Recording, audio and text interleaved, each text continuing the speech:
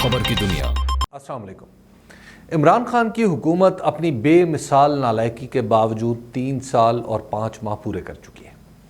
इस हुकूमत के पुश्तिबानों ने पहली बार अक्टूबर 2019 में तकरीबन फैसला कर लिया था कि अब इसे घर चले जाना चाहिए। वजह यह थी कि वज़ीर आज़म पंजाब और खैबर पख्तूनख्वा के वज़राए आला को बदलना तो दूर की बात, उनकी ज़ाहिर व बाहिर नाअहली के बारे में सुनना भी पसंद नहीं करते थे।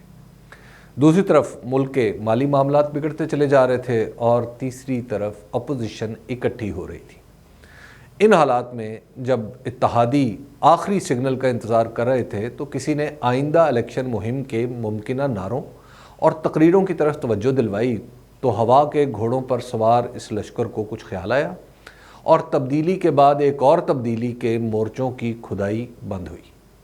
फिर तब्दीली के ऊपर तब्दीली लाने की बजाय तब्दीली के अंदर तब्दीली का फैसला हुआ और ये सोच लिया गया कि निशाने मंजिल देने के साथ साथ अब इस हुकूमत की मुसलसल राहबरी और निगरानी भी की जाएगी। इसी झोंक में पंजाब को बड़े पैमाने पर ऐसे अफसरान मुहैया किए गए जो वज़ीर आला को भी इनकार कर सकते थे।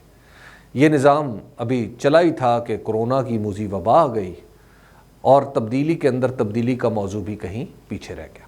इस वबा से निमटने के लिए हर इदारा हरकत में आ गया और वबा से पैदा होने वाले मसाइल के लिए असद उमर की क़यादत में जो ढांचा बना उसकी वजह से कई गलतफहमियाँ भी रफ़ा हुईं।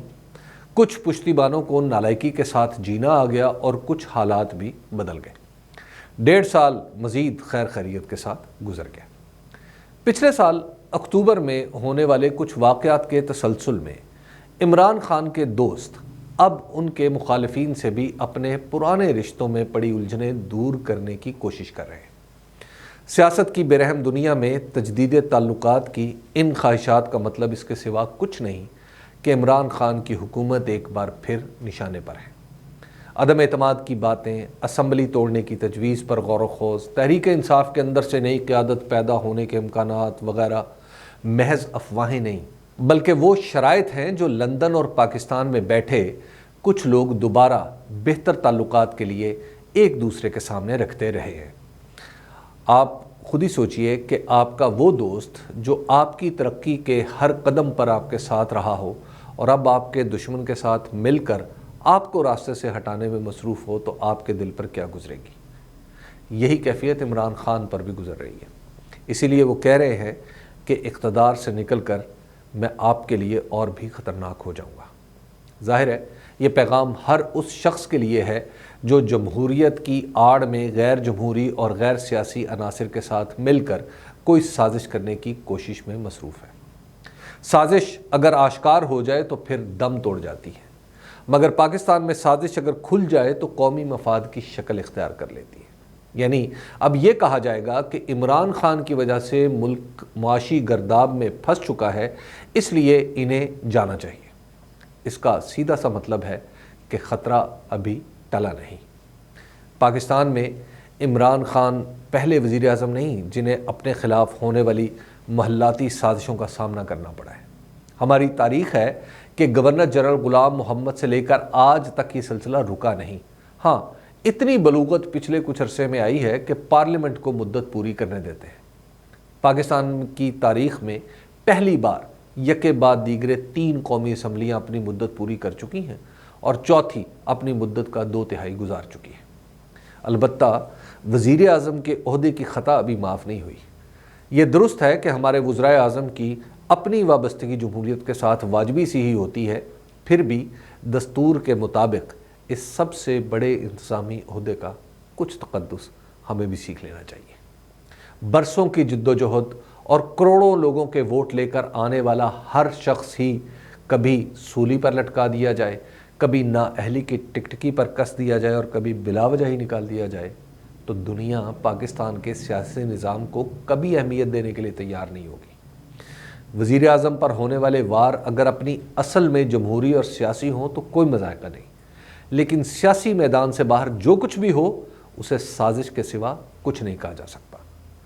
हम जैसे मोहतात सहाफ़ियों ने इस तरह की साजिशों के लिए डील का लफ्ज़ तराश कर एक गलती ये की है कि साजिश की गंदगी इस लफ्ज़ के कालीन के नीचे धकेल दी जाती है और साजिश भी सियासत का हिस्सा ही समझी जाती है। اس مملکت خداداد میں حکومتیں گرانے کی آزمودہ وجہ جو حکومت گرانے کے بعد تراشی جاتی ہے وہ کرپشن ہے۔ ایمانداری کی بات ہے کہ تاثر کی حد تک یہ کچھ غلط بھی نہیں ہوتی۔ عام طور پر وہ کرپشن جو حکومت گرنے کی وجہ ہوتی ہے، جب مقدمے کی صورت میں عدالت کے سامنے آتی ہے تو نتائج سیاستدانوں کے حق میں ہی آتے ہیں۔ اب یہ کیسے ہوتا ہے، اس پر بے شمار سازشی تھیوریاں پیش کی جا سکتی ہیں، لیکن سادہ ترین وجہ یعنی کمزور شواہد پر کوئی غور نہیں کرتا۔ خیر، اب ٹرانسپیرنسی انٹرنیشنل کی تازہ رپورٹ پاکستان میں کرپشن کے اضافے کی خبر دے رہی ہے، تو یوں سمجھ لیجئے کہ ہماری تاریخ کی روشنی میں تو عمران خان حکومت کے خاتمے کی قابل اعتماد وجہ بھی میسر آ گئی ہے۔ بہت خوب، لیکن انٹرنیٹ کی برکات کی وجہ سے اب اس طرح کی رپورٹیں پوری تفصیل کے ساتھ عام آدمی تک بھی پہنچ جاتی ہیں۔ اس رپورٹ میں کرپشن کا جو بنیادی سبب قرار دیا گیا ہے وہ دراصل ریاست کا کاروبار میں ملوث ہونا ہے۔ یہ ایسا موضوع ہے جس پر ہم ایک دوسرے کے کانوں میں سرگوشیاں تو کر سکتے ہیں، کھل کر بات نہیں کر سکتے۔ ہمارے کچھ دانشور چاہے ان کاموں کو کاروبار ہی قرار دیں، ملک کی معاشی ترقی میں اپنے کردار کی اہمیت و فضیلت بتائیں اور عین کاروباری اصولوں کے مطابق ہی منافع کمائیں، لیکن مہذب دنیا اسے کرپشن ہی قرار دے گی۔ جس ملک کے طول و عرض میں ان گنت ہاؤسنگ سوسائٹیوں کے داخلی دروازوں پر سرکاری اداروں کے نام لکھے ہوں، وہ دنیا کی نظروں میں کتنا ایماندار ہو سکتا ہے؟ ٹرانسپیرنسی انٹرنیشنل کی رپورٹ دراصل ہمیں یہی بتا رہی ہے۔ اس لیے اس رپورٹ کی بنیاد پر کسی نے کچھ کرنا ہے تو اس کے لیے خاموشی اختیار کرنے کے مشورے سے زیادہ مفید کچھ نہیں ہو سکتا۔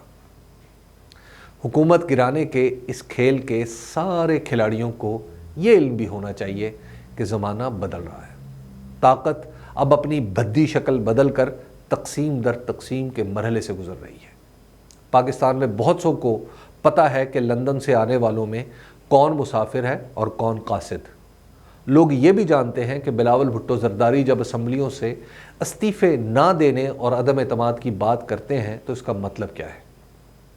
جملہ معترضہ کے طور پر اس بیان کی تفسیر یہ ہے کہ اپنے منصوبے کے مطابق پیپلز پارٹی قومی اسمبلی کے اندر تبدیلی کے بعد 1-1.5 سال کے لیے وزارت عظمیٰ کی خواہش مند ہے۔ اس لیے استعفے نہ دینے کی حکمت عملی میں چھپا ہوا تقاضا یہ ہے کہ نواز شریف وزیر اعظم عمران خان کے خلاف عدم اعتماد کے 3 مہینے بعد الیکشن کا مطالبہ نہ کریں۔ اس کھیل کے اہم ترین فریق نواز شریف کو بھی یہ نقطہ فراموش نہیں کرنا چاہیے کہ انہوں نے گزشتہ 1.5 سال سے جو انداز سیاست اختیار کیا تھا اس میں انتہا پسندی جھلکتی تھی۔ ان سے توقع یہ تھی کہ وہ اعتدال پیدا کریں گے۔ اعتدال کا مطلب اعلی کار بننا نہیں ہوتا۔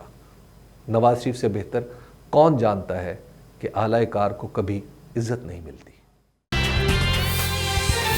دنیا خبر کی دنیا